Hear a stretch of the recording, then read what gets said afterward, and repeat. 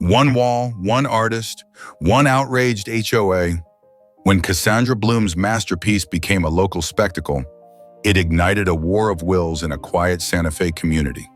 They demanded she paint it over, but they never expected her art to fight back, turning their rules into a global laughingstock.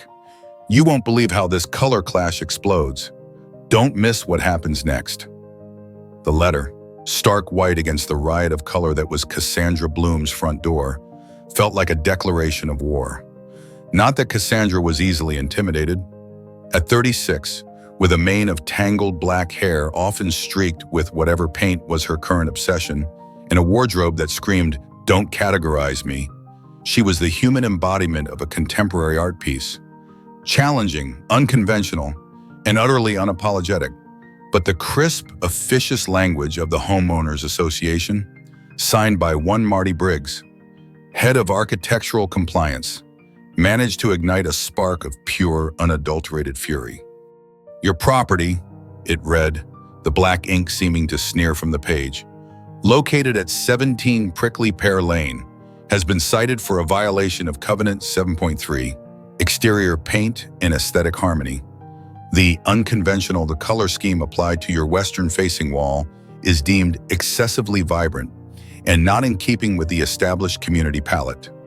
Cassandra snorted, the sound a puff of derision in the cool Santa Fe morning air. Established community palette. She glanced at the offending wall, a vast expanse she'd transformed over the past month. It wasn't just painted, it was alive. Swirls of cerulean blue chased bold strokes of crimson, while geometric shapes in sunshine yellow and deep magenta danced across the adobe surface. It was an abstract chronicle of a recent dream, a visual symphony that had poured out of her with an almost desperate urgency. She called it Desert Awakening. "Excessively vibrant," she muttered, crushing the letter in her paint-stained fist. "Is that even a legal term? Marty, you beige-souled gnome?" Marty Briggs, 59 years of meticulously controlled living, was indeed the antithesis of vibrancy. His own house, 3 streets over in the same meticulously planned community of Sunrise Vistas, was a perfect, unblemished square of pale stucco, the precise shade of a bland biscuit. His lawn was an unnaturally uniform green, his rose bushes pruned with military precision. Marty believed in order, in rules, in the quiet, predictable hum of conformity. Cassandra Bloom's wall was a technicolor scream in his well-ordered world. The problem hadn't begun with the letter, of course. It had started the moment Cassandra had bought the house 6 months prior. A small, somewhat dilapidated casita that had been on the market for ages precisely because it backed onto a rather uninspiring stretch of communal desert landscaping. Most potential buyers saw a fixer-upper with a dull view. Cassandra saw a blank canvas. Her arrival had been noted, the U-Haul spilling forth strangely shaped sculptures, canvases of intimidating size, and furniture that looked like it had been salvaged from a particularly eccentric art film had raised eyebrows. Her habit of working late into the night, music drifting from her open windows, sometimes classical, sometimes punk rock, sometimes just the rhythmic scrape of a palette knife, had garnered a few sidelong glances during morning dog walks. But it was the wall that had truly tipped the scales. She'd started a month ago, just after returning from a rather soul-crushing gallery show in Albuquerque, where her more subdued pieces had been politely ignored. She'd needed to break free, to unleash something raw and untamed. The western wall of her casita, basking in the full glory of the New Mexico sunset, had called to her.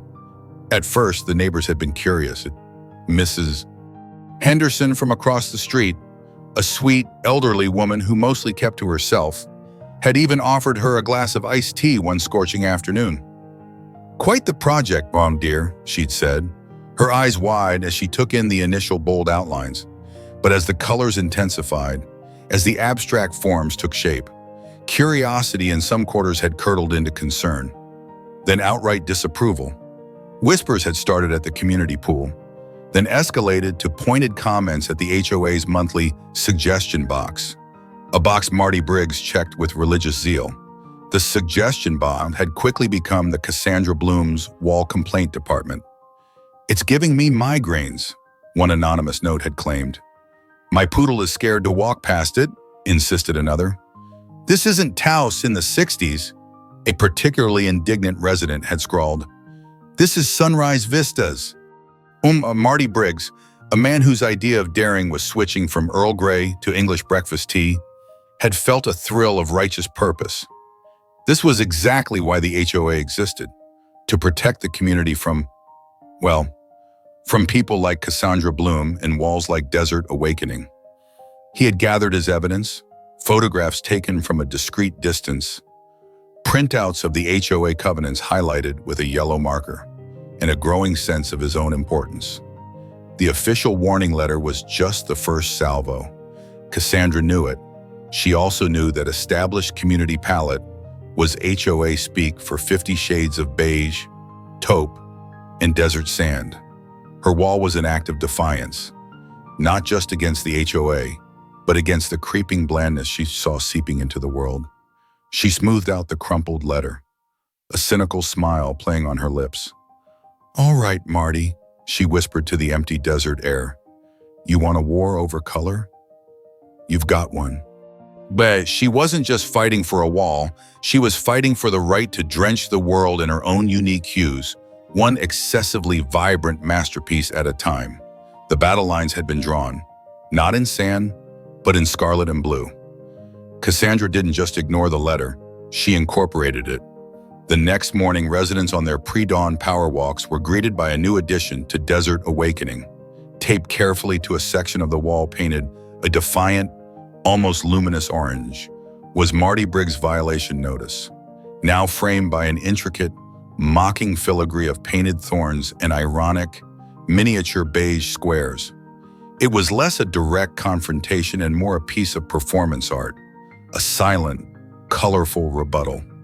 Her former student, Devin, a lanky 24-year-old with perpetually paint-smudged fingers and an earnest admiration for Cassandra's unapologetic approach to art and life, found her perched on a stepladder, adding a final, sarcastic flourish, a tiny painted tear dripping from one of the beige squares.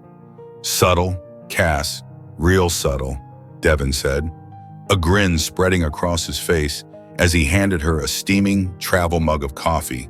He was a regular fixture at her casita, officially to assist with studio prep, but mostly to soak up her rebellious energy and occasionally get roped into her grander schemes.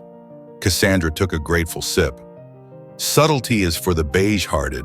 Devin, Mr. Briggs of Prickly Pear Lane, needs to understand that his aesthetic edicts are, shall we say, artistically irrelevant to me." She gestured vaguely towards the HOA letter. "Besides, I think it adds a certain je ne sais quoi to the composition, don't you? A commentary on bureaucratic suffocation." Devin, an art history minor, not about seriously, a powerful juxtaposition of institutional constraint against unbridled creative expression. It's very Duchampian. Exactly, Cassandra beamed. "See, you get it. Unlike some people," the some people were, of course, led by Marty Briggs. The framed letter was, in his view, not Duchampian, but a blatant act of insubordination. His neatly combed gray hair seemed to bristle with indignation. He'd expected contrition, or at least a grudging agreement to repaint. He had not expected his official correspondence to become part of the offending artwork. His next step was a cease and desist order, hand-delivered with a witness, poor Mr. Henderson, dragged from his rose bushes under duress. This new letter was sterner, citing daily fines that would accrue if the wall was not rectified within 7 days. Cassandra accepted it with a polite nod, thanked Mr. Henderson for the lovely shade of his prize-winning piece rose, and then, once Marty was safely retreating down her driveway, used the new letter as a stencil to add a series of jagged, disruptive gray lines to another section of the wall. The impact on the Sunrise Vistas community was becoming more pronounced. The wall was no longer just a neighborhood curiosity, it was a daily soap opera. The pro-beige faction, as Cassandra privately dubbed them, grew more vocal, their complaints to Marty more frequent. They spoke of property values, of the sanctity of the community guidelines, of the slippery slope that began with one excessively vibrant wall and ended, presumably in anarchic, paint-splattered chaos. But something else was happening too. Mrs. Henderson, emboldened perhaps by Cassandra's audacity or simply tired of Beige, started leaving small, anonymous gifts on Cassandra's doorstep. A perfectly ripe tomato from her garden, a still warm cookie, a single vibrant red poppy. Teenagers, normally glued to their phones, began to take detours past Cassandra's house, some even sketching the wall in notebooks. Their expressions a mixture of awe and adolescent rebellion. A carload of art students from the local community college made a pilgrimage, cameras clicking. Devin was ecstatic. "You're becoming a local legend. Cass, the wall whisperer of Santa Fe." Cassandra just shrugged, though a pleased smile tugged at her lips. "I'm just painting. Devin, us? The rest is just noise." But the noise was about to get a lot louder. Unbeknownst to Cassandra, Devin, in a fit of student loyalty and digital savvy, had taken several high-resolution photos of Desert Awakening, including close-ups of the incorporated HOA letters, and uploaded them to a few online art forums and his Instagram, tagging several influential contemporary art blogs and magazines. He'd titled the post, "When Bureaucracy Tries to Beige-Wash Genius, a Santa Fe Story." The initial reaction was a trickle of likes, a few appreciative comments from fellow art students. Then a curator from a small gallery in Berlin reposted it. An avant-garde art critic in London shared it on Twitter with the caption, "The suburbs bite back, and it's glorious." And then ArtForum International, one of the most prestigious and widely read contemporary art magazines in the world, saw it. The email arrived on a Tuesday, unassuming in Cassandra's already chaotic inbox, nestled between a spam offer for discount canvases and a reminder about an overdue library book. "Regarding your mural, Desert Awakening, feature inquiry from ArtForum International." Cassandra stared at it, then read it again, and a third time. ArtForum? They knew her name, they knew her wall.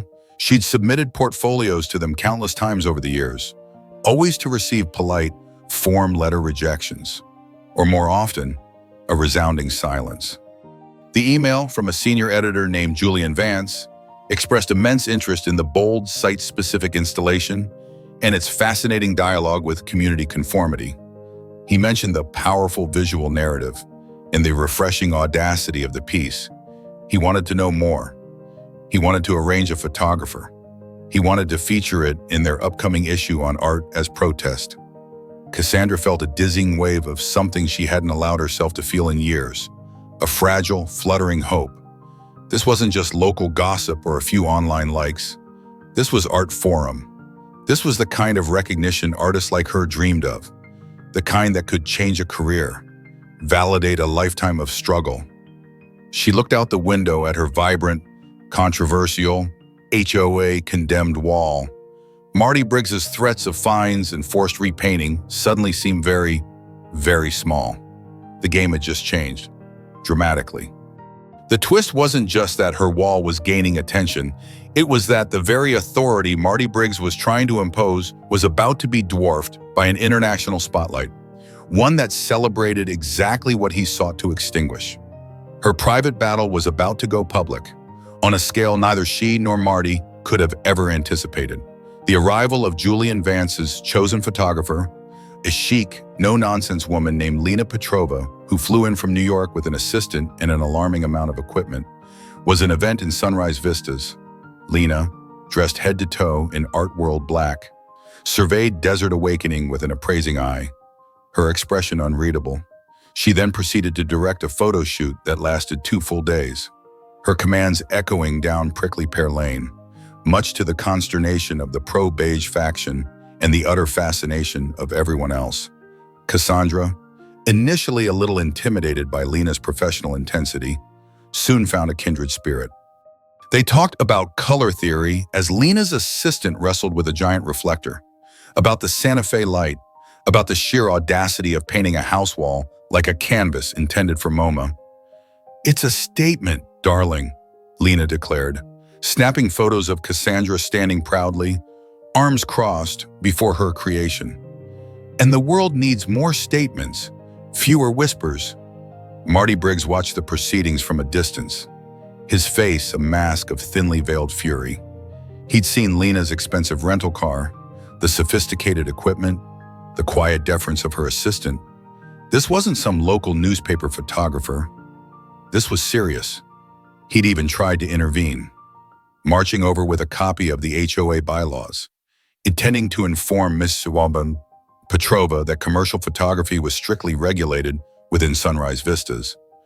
Lena had simply glanced up from her viewfinder, given him a withering look that could curdle milk, and said, "Bo, I'm documenting art, not selling soap. Now, if you'll excuse me, you're in my light." Marty had retreated, sputtering, his authority visibly deflating like a punctured tire. The residents of Sunrise Vistas were now well and truly divided. The photo shoot, with its air of international importance, had swayed many of the undecideds. Curiosity bloomed. Cars began to drive by Cassandra's house with increasing frequency, slowing down as their occupants craned their necks. Teenagers now openly congregated on the sidewalk opposite, not just sketching, but taking selfies, posing with peace signs and ironic salutes towards the vibrant wall. Mrs. Henderson started bringing Cassandra entire pies. The HOA's online forum, once a bastion of beige-centric complaints, became a war zone. Threads debating artistic freedom versus community standards spiraled into heated arguments. Some residents praised Cassandra's courage, others decried the circus her wall had attracted. Someone posted a blurry photo of Marty Briggs being dismissed by Lena Petrova, captioned, "Our fearless leader defending our beige honor," or not. The HOA was indeed becoming a laughingstock, not just in the digital ether but in the whispers and snickers at the community mailboxes. Marty, feeling his meticulously ordered world tilting on its axis, grew desperate. His usual tactics, stern letters, appeals to the bylaws, were proving laughably ineffective against the tide of public interest in international artistic validation. He started digging, poring over every clause and subclause of the HOA agreement, searching for some other infraction, any leverage he could find. He made increasingly frantic calls to the HOA's legal counsel, a sleepy firm in Albuquerque more accustomed to dealing with disputes over overgrown hedges than internationally recognized art installations. "There has to be something," he'd hissed into the phone to Devin, who had taken on the unofficial role of Cassandra's press liaison and human shield. "Public nuisance, unsanctioned tourist attraction, endangerment of neighborhood poodle sensibilities." Devin, relishing his role, would politely inform Marty that Cassandra was simply an artist living in her home, and that any public interest was a spontaneous and organic response to her work. "Perhaps, Mr. Briggs," Devin suggested with faux innocence one afternoon, "you could capitalize on this? Offer guided tours. The Marty Briggs Memorial Beige Path leading to the Great Wall of Cassandra?" The suggestion was met with an apoplectic, sputtering sound before Marty slammed the phone down. The shift in power was palpable. Cassandra, once the defiant outlier, was now a local celebrity, a symbol of artistic rebellion. Her wall wasn't just a painting, it was a landmark. And Marty Briggs, the enforcer of rules, the guardian of aesthetic harmony, was increasingly looking like a petty tyrant, a comical figure tilting at windmills that were rapidly turning into global art sensations. Hidden truths began to surface, not about Cassandra, but about the very community Marty purported to protect.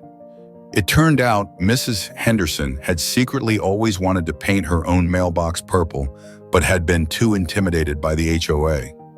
Young Mr. Chavez from down the block confessed to Cassandra that her wall had inspired him to finally sign up for the pottery class he'd always dreamed of. The established community palette that Marty so fiercely defended was, for some, a cage of unspoken conformity. As the ArtForum article loomed, promising a multi-page spread with full-color photographs, Cassandra felt a profound sense of validation, but also a strange sort of calm. The fight wasn't over. She knew.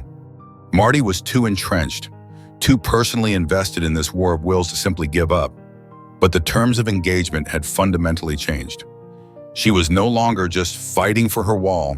She was a reluctant champion for everyone who'd ever felt stifled by arbitrary rules, for every splash of color threatened by a world that too often preferred beige.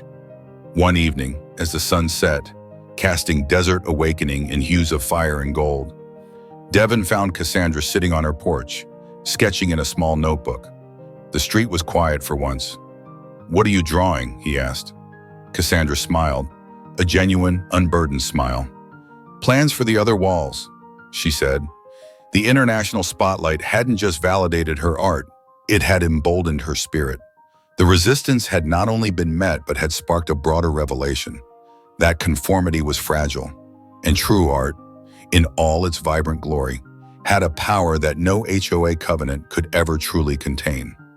Marty Briggs's fear of the new was about to collide head-on with a future he couldn't control, a future painted in colors he couldn't even comprehend.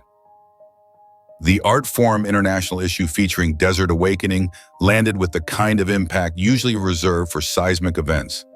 There, splayed across 6 glossy pages, was Cassandra's wall, vibrant and defiant, a testament to color in a world of beige.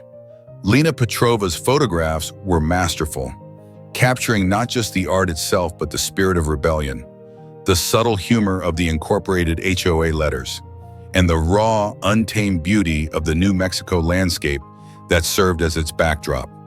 Julian Vance's accompanying text was a glowing tribute, lauding Cassandra as a fierce new voice in contemporary site-specific art, and her wall as a joyful monument to creative intransigence.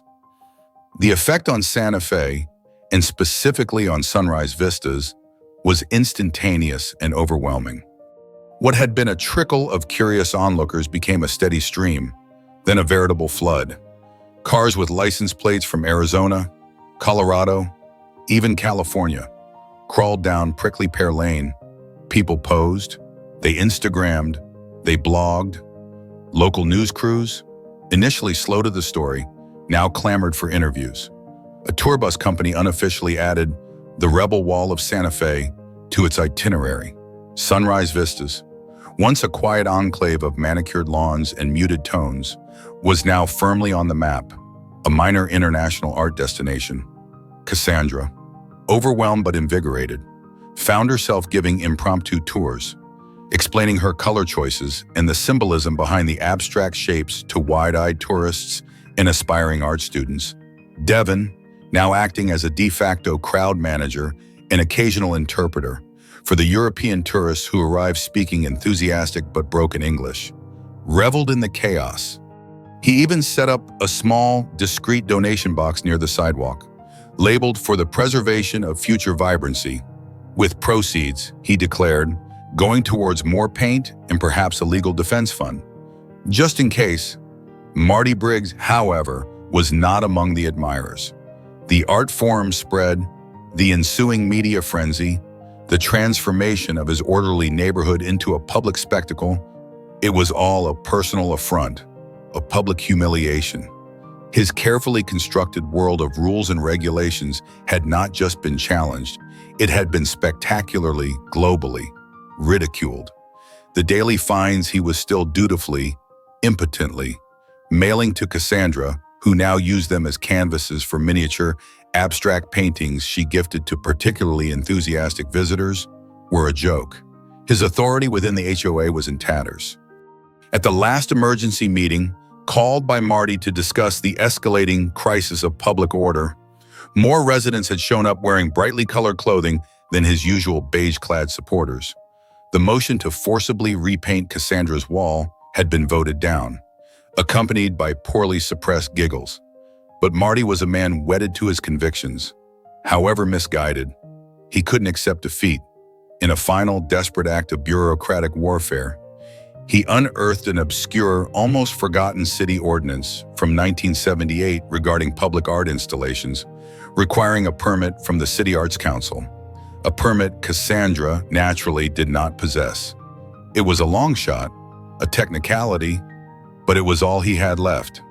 He envisioned a glorious last stand, the city authorities siding with him, the wall finally whitewashed, order restored. He filed a formal complaint with the city of Santa Fe. The city's response, however, was not what Marty had anticipated. The City Arts Council, already basking in the reflected glory of Santa Fe's newest, most talked about art piece, and no doubt enjoying the spike in cultural tourism, convened a special session. They invited Cassandra to speak. They invited Julian Vance, via video call, to speak. They even, with a certain dry New Mexican humor, invited Marty Briggs to present his case. The meeting, held in a packed room at City Hall, felt less like a hearing and more like a celebration of art. Cassandra, dressed in a paint-splattered but surprisingly elegant black dress, spoke passionately about creative freedom, about the soul of Santa Fe, about the power of color to uplift and inspire. Julian Vance praised the city for its enlightened embrace of challenging art. Then Marty Briggs, clutching his highlighted copy of the 1978 ordinance, took the podium. He spoke of rules, of precedent, of the visual cacophony that had disrupted his peaceful neighborhood. He sounded shrill, anachronistic. When he finished, there was a polite but distinctly cool silence. The council's decision was swift and unanimous. They retroactively granted Cassandra Bloom a special commendation in a permanent, ex post facto permit of artistic merit for Desert Awakening. Furthermore, they announced plans for an annual Santa Fe Festival of Unconventional Art, with Cassandra Bloom as his inaugural guest of honor. The mayor herself presented Cassandra with a ceremonial oversized paintbrush.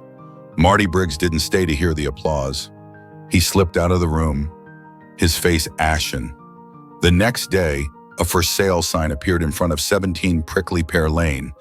It was quickly defaced with a single, elegant swipe of cerulean blue paint.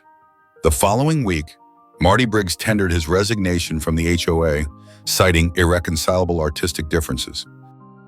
He sold his impeccably beige house in record time to a young couple who immediately announced plans to paint it turquoise and moved to a remote, gated community in Arizona known for its exceptionally strict aesthetic guidelines and its complete lack of public access. Cassandra's victory was complete. Desert Awakening remained, more vibrant than ever, a permanent fixture in the Santa Fe landscape. The HOA, under new, more color-tolerant leadership, headed, to everyone's amusement, by a newly emboldened Mrs. Henderson, who promptly painted her mailbox a dazzling shade of purple, quietly revised its established community palette to include expressions of individual artistic merit. Devin, now considering a career in art law or perhaps artist management, continued to assist Cassandra, who was already sketching out ideas for the other walls of her casita, each one promising to be more audacious than the last. Tourists still came, though the initial frenzy had subsided into a steady, appreciative stream. The wall had become part of the city's fabric, a symbol of how one woman's refusal to be beige could inspire a community, challenge outdated norms, and paint the world in brighter, bolder hues. Cassandra Bloom stood before her wall as the New Mexico sun dipped below the horizon, setting the vibrant colors ablaze. She wasn't just a contemporary artist anymore. She was a local legend, a quiet revolutionary who had fought for her vision and, in doing so, had given her entire community permission to dream in color. The silence of the desert evening was punctuated only by the distant, happy barking of a poodle. No longer afraid, it seemed, of a little creative vibrancy. Cassandra's vibrant wall challenged conformity and sparked a debate far beyond Santa Fe, proving art's power to disrupt and unite, her courage to stand against outdated rules, transforming a local dispute into an international sensation, is a testament to creative freedom. Thank you for watching her incredible journey. If you enjoyed this story, please subscribe, like, and comment below with your thoughts on artistic expression versus community regulations.